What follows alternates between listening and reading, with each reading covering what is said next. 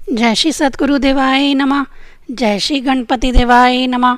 ओम सर्वमंगल मांगल्ये शिवे सर्वार्थ साधिके शरण्ये त्र्यंबके गौरी नारायणी नमस्तुते। श्रीमद्देवी भागवत महापुराण दूसरा खंड 8वां स्कंद 11वां अध्याय।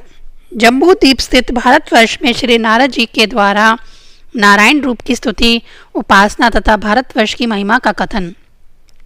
श्री नारायण बोले, हे नारद, भारत नामक इस वर्ष में आदि पुरुष में सदा विराजमान रहता हूँ और यहाँ आप निरंतर मेरी स्तुति करते रहते हैं।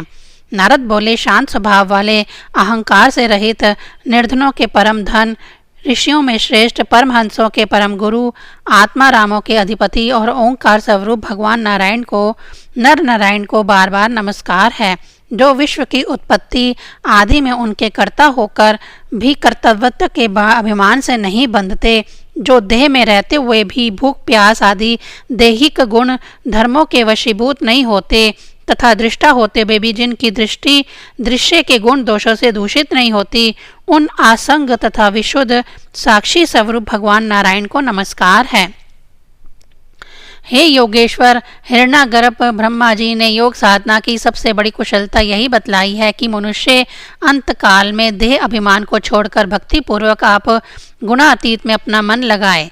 लौकिक तथा पारलौकिक भोगों की लालसा रखने वाला मूढ़ मनुष्य जैसे पुत्र, स्त्री और धन की चिंता करता हुआ मृत्यु से डरता है, उसी प्रकार यदि विद्वान भी इस कुत्सित शरीर के छूट जाने के भय से युक्त रहे तो ज्ञान प्राप्ति के लिए किया हुआ उसका सारा प्रयत्न केवल परिश्रम मात्र है। अतः हे अधोक्षज, हे प्रभो, आप हमें अपना स्वाभाविक प्रेम रूप भक्ति योग प्रदान कीजिए, जिससे इस निंदनीय शरीर में आपकी माया के कारण बुद्धि मूल हुई दुर्भिद अहंता तथा ममता को हम तुरंत काट डालें। इस प्रकार अखिल गंतव्य रहस्यों को देखने वाले मुनि श्रेष्ठ नारद निर्विकार भगवान नारायण की स्तुति करते रहते हैं। नारायण बोले, हे देव ऋषि, इस भारतवर्ष में अनेक नदियां तथा पर्वत हैं। अब मैं उनका वर्णन करूंगा, आप एग्राक्षित होकर सुनिए। मल्य, मंगल प्रस्थ, मैनाक, त्रिकूट, ऋषभ, कुटुक, कोहला, सह, देवगिरी, ऋषिमुख, श्रीशैल, कटकाद्रि, महेंद्र, वारिधार, विंध्या, मुक्तिमान, श्रेद, परयात्र, द्रोण, चित्रकूट, गोवर्धन, रैवतक, कुकुम्भ, नील, गोरमुख, इंद्रकील तथा कामगिरी पर्वत हैं। इनके अतिरिक्त भी प्रचुर पुण्य प्रदान करने वाले अन्य असंख्य पर्वत हैं। इन पर्वतों से निकली हुई सैकड़ों हजारों नदियां हैं, जिनका जल पीने, जिनमें डुबकी लगाकर स्नान करने, दर्शन करने तथा जिनके नाम का उच्चारण करने से मनुष्यों के 3 प्रकार के पाप नष्ट हो जाते हैं। ताम्र पर्णी, चंद्रवंशा, कृतमाला, वटोत्का, वैहायासी, कावेरी, वेणा, पयस्वनी, तुंगभद्रा, कृष्णवेणा, शंकरावर्तका, गोदावरी, भीमरथी, निर्वंध्या, पोषयानिका, तापी, रेवा, सुरसा, नर्मदा, सरस्वती, चरणवती, सिंधु, अंध तथा शोण वाले नाम वाले 2 महान नद, ऋषिकुल्या, त्रिसामा, वेद स्मृति, महानदी, कौशिकी, यमुना, मंदाकिनी, दृश्यद्रेती, गोमती, सरयू, रोधवती, सत्यवती, सुषमा, शत्रुद, चंद्रभागा, मरुदवृद्धा, वृस्तता, आसकनी और विश्वा यह प्रसिद्ध नदियां हैं। इस भारतवर्ष में जन्म लेने वाले पुरुष अपने अपने शुक्ल यानी सात्विक, लोहित यानी राजस और कृष्ण यानी तामस कर्मों के कारण क्रमशः देव, मनुष्य तथा नरकाई भोगों को प्राप्त करते हैं। भारतवर्ष में निवास करने वाले सभी लोगों को अनेक प्रकार के भोग सुलभ होते हैं। अपने वर्ण धर्म के नियमों का पालन करने से मोक्ष तक निश्चित रूप से प्राप्त हो जाता है। इस मोक्ष रूपी महान कार्य की सिद्धि का साधन होने के कारण ही स्वर्ग के निवासी वेदज्ञ मुनि गण भारतवर्ष की महिमा का इस प्रकार वर्णन करते हैं। अहो, जिन जीवों ने भारतवर्ष में भगवान की सेवा के योग्य जन्म प्राप्त किया है, उन्होंने ऐसा क्या पुण्य किया है, अथवा इन पर स्वयं श्री हरि ही प्रसन्न हो गए हैं। इस सौभाग्य के लिए तो हम लोग भी ललायत रहते हैं।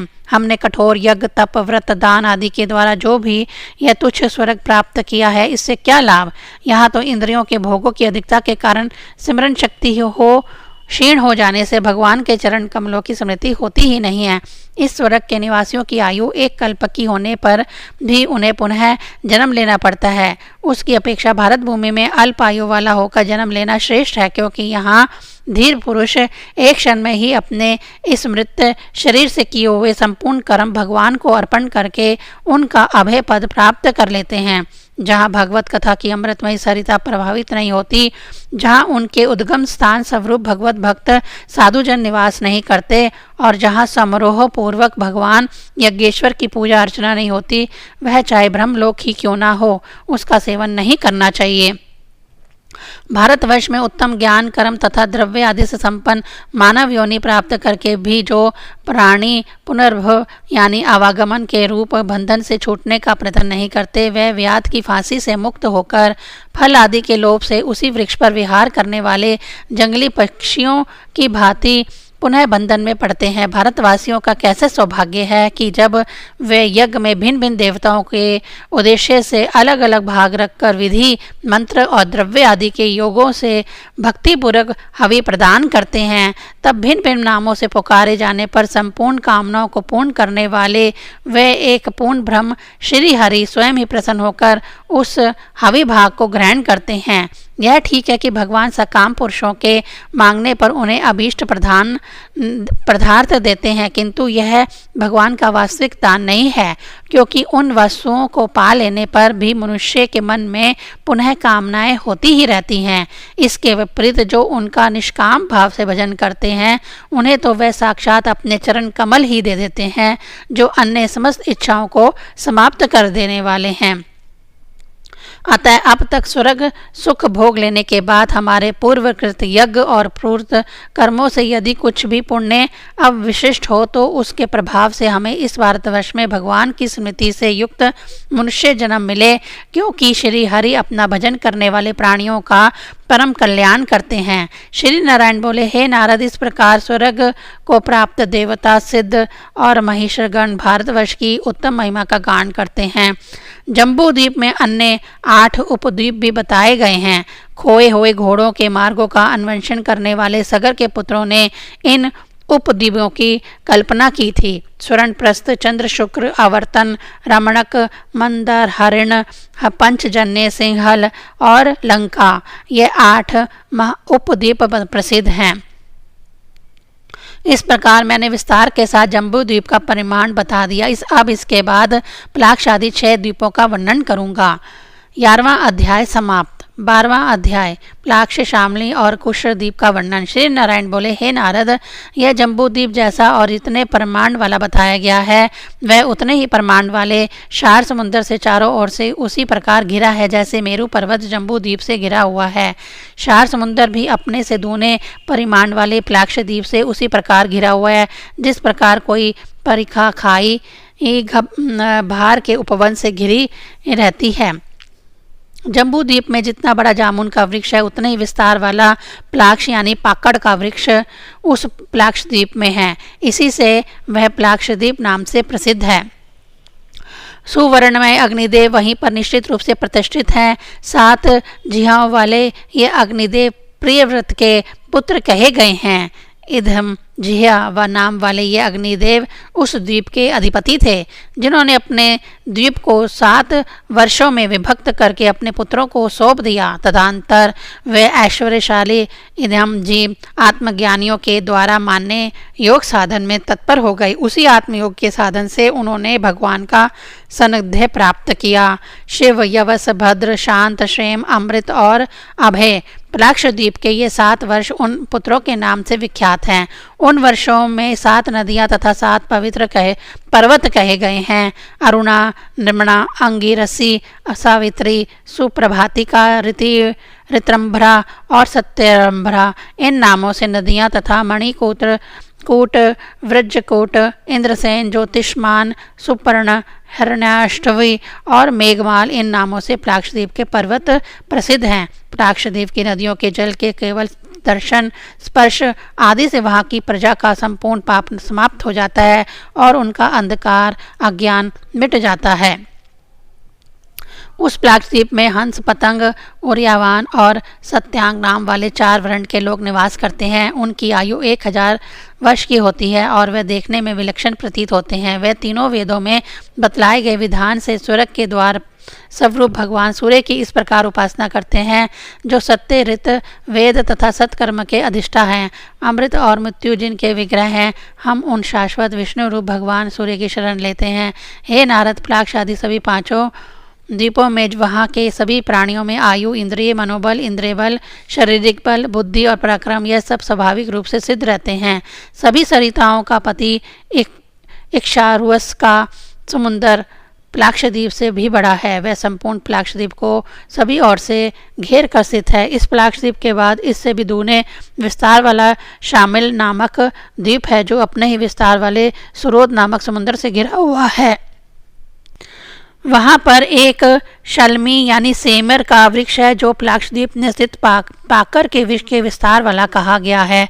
वह शामिली द्वीप पक्षियों के स्वामी महात्मा गरुड़ का निवास स्थान है। महाराजा प्रियव्रत के ही पुत्र यज्ञबाहु उस द्वीप के शासक हुए। उन्होंने अपने 7 पुत्रों में पृथ्वी को विभक्त करके प्रदान कर दिया है। अब उन वर्षों के जो नाम बताए गए हैं उन्हें सुनिए। सुरोचन, सोमनस्य, रमण, देववर्षक, परिभद्र, अपयान और विज्ञात।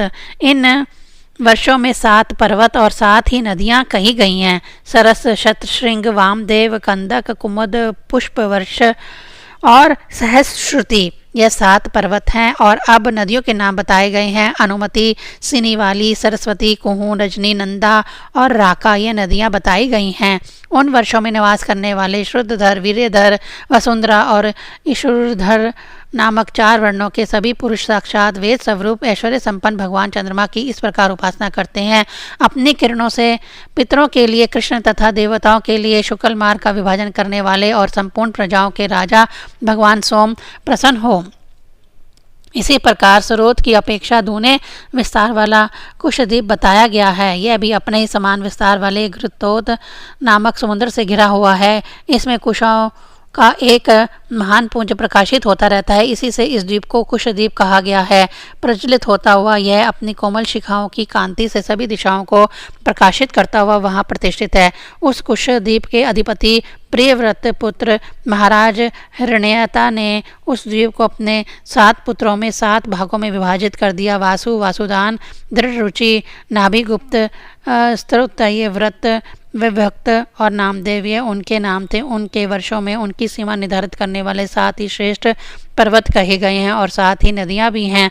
उनके नाम सुनिए। चक्र, चतुर्श्रृंग, कपिल, चित्रकूट, देवनी, ऊर्ध्वरोमा और द्रविड़ ये 7 पर्वत हैं। और रसकुल्या, मधुकुल्या, मंत्रविंदा, श्रुतिविंदा, देवगर्भा, घृतचयता तथा मंदमालिका ये नदियां हैं, जिनके जल में कुशद्वीप के निवासी स्नान करते हैं। वह सब कुशल, कोविद, अभियुक्त और कुलिक इन नामों से 4 वर्ण वाले कहे हैं। श्रेष्ठ देवताओं के सदृश तेजस्वी तथा सर्वज्ञ वहाँ के सभी लोग अपने यज्ञ आदि कुशल कर्मों द्वारा अग्नि स्वरूप उन भगवान श्री हरि की उपासना करते हैं।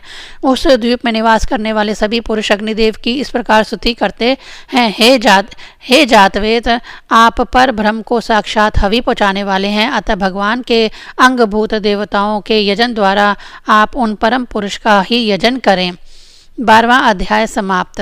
13वां अध्याय क्रोंच, शांक और पुष्कर द्वीप का वर्णन। नारद जी बोले, हे सर्वार्थ दर्शन, अब आप शेष द्वीपों के परिमाण बतलाइए, जिन्हें जानने मात्र से मनुष्य परम आनंदमय हो जाता है। श्री नारायण बोले, हे नारद, कुशद्वीप के चारों ओर घृत के समुद्र का महान आवरण है। उसके बाहर उससे दूने परिमाण वाला क्रोंच द्वीप है, जो अपने ही समान विस्तार वाले क्षीर समुद्र से घिरा हुआ सुशोभित होता है। उसमें क्रोंच नामक पर्वत विद्यमान है, उसी के कारण इसका नाम क्रोंच द्वीप पड़ गया। पूर्व काल में स्वामी कार्तिकेय की शक्ति के प्रहार से इसका कटी प्रदेश कट गया था, किंतु क्षीर समुद्र से संचित और वरुण देव से रक्षित होकर यह पुनः स्थिर हो गया। इस द्वीप के शासक व्रत पुत्र धृतपृष्ठ थे। संपूर्ण लोक के वंदनीय उस श्रीमान ने अपने द्वीप को 7 वर्षों में विभक्त करके अपने 7 पुत्रों को दे दिया। इस प्रकार पुत्रों के ही नाम वाले वर्षों के अधिपति के रूप में पुत्रों को नियुक्त करके उन्होंने स्वयं भगवान श्री हरि का आश्रय ग्रहण कर लिया। आम, मधुरोह, मेघपृष्ठ, सुधामक, भ्राष्टिष्ठ, लोहतराण और वनस्पति ये उनके 7 पुत्र हैं। उनके वर्षों में 7 पर्वत और 7 नदियां इस संपूर्ण भूमंडल पर प्रसिद्ध है। शुक्ल, वर्धमान, भाजन, उपभरण, नंद, नंदन और सर्वोतभ्रद ये पर्वत कहे गए हैं। अभया, अमृतोघा, आर्यका, तीर्थवती, वृति रूपवती, शुक्ला और पवित्र वातिका ये 7 नदियां हैं। इन नदियों का पवित्र जल वहाँ के 4 वर्णों के समुदाय द्वारा पिया जाता है। पुरुष, ऋषभ, ध्रुवण और देवक ये 4 वर्णों के पुरुष वहाँ निवास करते हैं। वहाँ के पुरुष जल से भरी हुई अंजलि के द्वारा विविध क्रिया करते हुए भक्तिपूर्वक जल के स्वामी जल रूप भगवान वरुण देव की उपासना इस प्रकार करते हैं। हे जल देवता, आपको परमात्मा से सामर्थ्य प्राप्त है। आप भू, भवा और स्वाहा इन तीनों लोकों को पवित्र करते हैं, क्योंकि आप सब रूप से पापों का नाश करने वाले हैं। हम अपने शरीर से आपका स्पर्श करते हैं।